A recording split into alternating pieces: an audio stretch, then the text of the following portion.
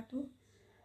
Perkenalkan, kami dari kelompok 7 yang beranggotakan yaitu Arsadi Nur Malik 20078, Rosidatul Laili 20105 dan Ilma Nusyifa 20119. Di sini kami akan menyampaikan hasil kerja kelompok kami, yaitu analisis kelayakan usaha tani padi pada studi kasus usaha tani Ibu Anissa, Kabupaten Sumeneb. Padi merupakan salah satu bahan pangan bagi masyarakat di Indonesia. Masyarakat Indonesia masih menjadikan beras sebagai makanan pokok dalam kehidupan sampai saat ini. Ketergantungan masyarakat Indonesia terhadap beras mencapai 95%. Kebutuhan pangan terutama beras akan terus meningkat sejalan dengan bertambahnya jumlah penduduk dan peningkatan konsumsi per kapita akibat peningkatan pendapatan.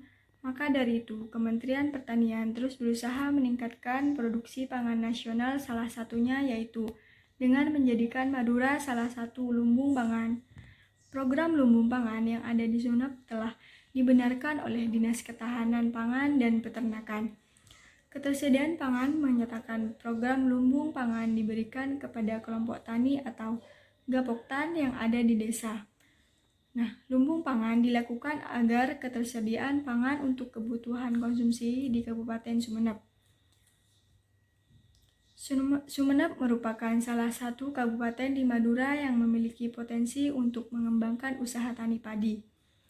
Keberadaan tanaman padi di Kabupaten Sumeneb mampu menjadikan komoditas primadona yang paling utama sebagai bahan baku pangan untuk kebutuhan energi.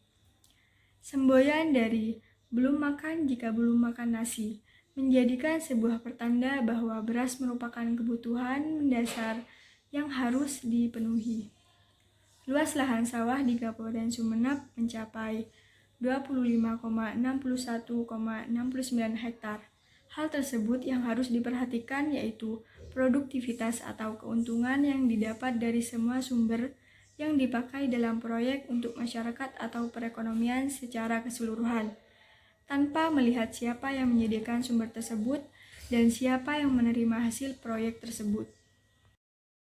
Metode penelitian, lokasi yang digunakan yaitu di Jalan Duko Kecer Dasuk, Kabupaten Sumeneb. Jenis data primer dari hasil wawancara dan observasi, dan data sekunder dari berbagai literatur terpercaya. Teknis analisis data dianalisis menggunakan metode analisis data deskriptif, kualitatif, dan kuantitatif menggunakan Microsoft Excel. Permasalahan usaha tani padi di sini yaitu serangga, hama, penyakit, dan kurangnya penyuluhan dari pemerintah. Analisis kelayakan usaha tani pada nilai NPV sebesar Rp 39.231.130 dikategorikan layak karena lebih dari 1 B/C rasio. Gross B/C senilai 3,801,645 dikategorikan layak. Untuk net B/C sebesar min 6.50677 tidak layak. Nah, untuk payback periode nilai PP sebesar 0,860, artinya investasi akan kembali pada tahun ke-1 dan lebih cepat dari umur ekonomis atau layak.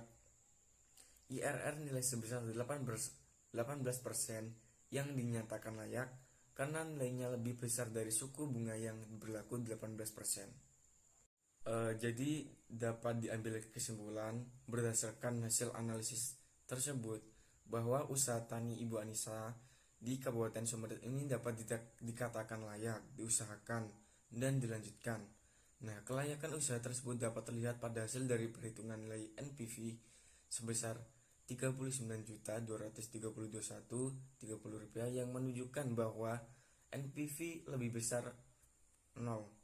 Nilai gross B/C yang masing-masing menunjukkan gross B/C sebesar 3,801,645 dan NB/C tipe besar 1 sebesar min 6.506.77.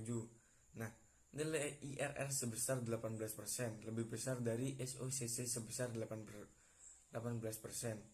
Dan waktu pengambilan biaya investasi usaha agribisnis dicapai dalam jangka waktu. Nah, sehingga PBP lebih cepat dari umur ekonomisnya. Maka usaha tani padi di Kabupaten Sumeneb layak digunakan dan memenuhi berbagai kriteria investasi. Cukup sekian, terima kasih dari kami. Kurang lebihnya kami mohon maaf. Wassalamualaikum warahmatullahi wabarakatuh.